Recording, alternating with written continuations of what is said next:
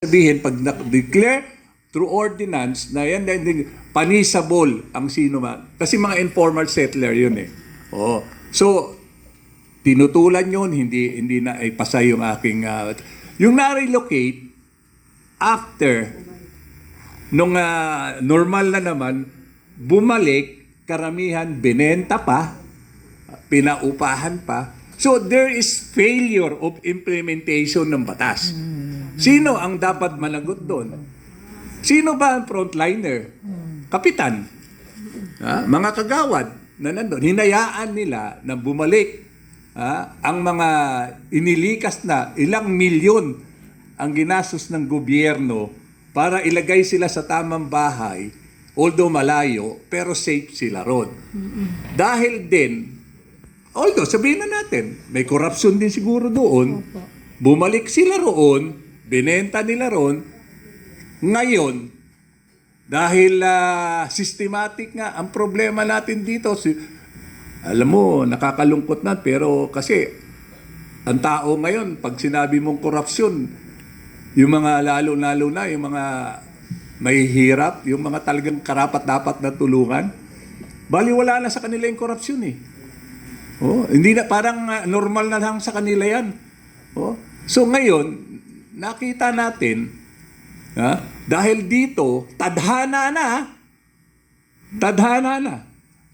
Kung mapapattern nyo, after na magsosona lagi ito, ang inyong presidente,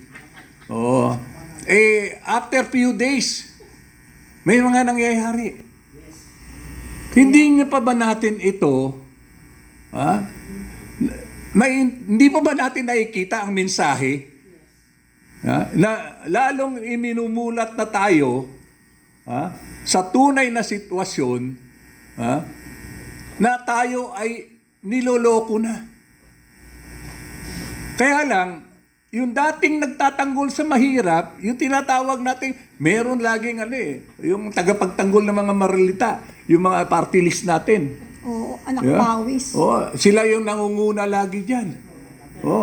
Ngayon, dahil nga systematic, ang galing talaga sindikato eh.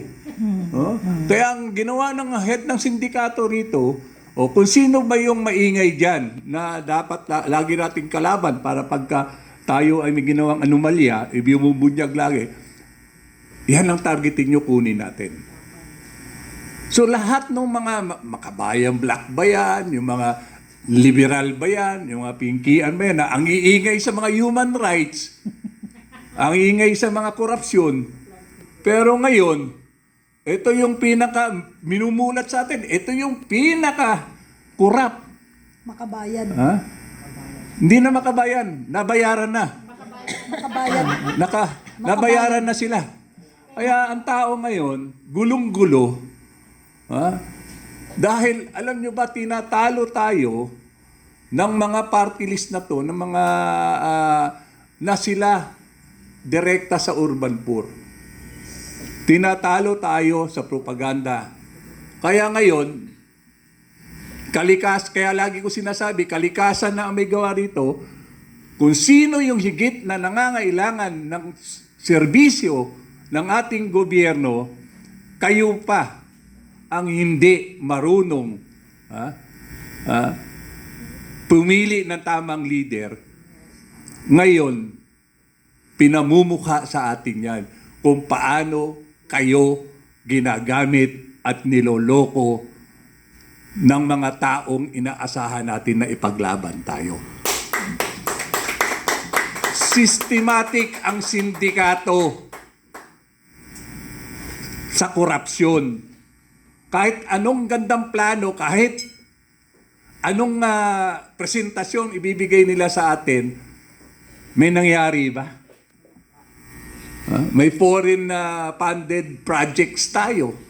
Alam mo, pag foreign projects tayo, sa planning pa lang yan, sa consultant pa lang yan, hindi lulusot sa mga foreign funded natin. Magandang plano, may funding, ano nangyari? Kinurap. Yung ating pong Metro Manila, during Digong time, tinap niya ang World Bank para dito sa problema sa Metro Manila sa baha. At pinondohan dahil mataas po ang kredibilidad ni Duterte noon, year 2018, pinanded ng World Bank ng $500 million para flood control sa Metro Manila. Nai-implement yan unti-unti, pero hindi, ang tapos dapat po niyan 2016. Sa planning, nakuha, pero after nitong 2026. 2026 dapat, tapos yun. Ha? At ang participation natin doon, $84 million. So, MMDA. MMDA ang lead agency roon. Ang unang-unang purpose doon, i-modernize yung mga pumping station natin. Pangalawa, solid waste management natin. At pangatlo, resettlement ng mga nakatira sa estero natin. Na-i-implement nun. Kasi ang lawak ng implementation nun eh. Ang problema, after nitong administrasyon ni Tatay, nawala na ang pagpapa-implement. Nawala na rin ang pondo na natira sa proyektong ito. So wala ho tayong, diretsahan na ho tayo. Wala na ho tayong ibang sisihin dito dahil hindi ho failure, hindi ho nagkulang sa pagpa-planning yung mga consultants po natin. Hindi rin nagkulang sa funding ang ating pong mga government agencies na involved dito. Nagsubmit po sila ng pondo. Ang problema, nung nakialam na si Kong, nung nakialam na si Sen, sabi ng mga taga-DPWH, paano sila kumikita? Paano naman tayo? Tayo nagpapa-implement. No. Sabi naman ng mga district engineer, kumikita sila, boss. Kumikita si Kong. Paano naman tayo? Sabi naman ng mga engineer na ordinary, si DE kumikita. Si kontraktor kumikita. Tayo naman tong pumipirma. Tayo naman yung dapat may kita tayo. Nandun na. Total goes.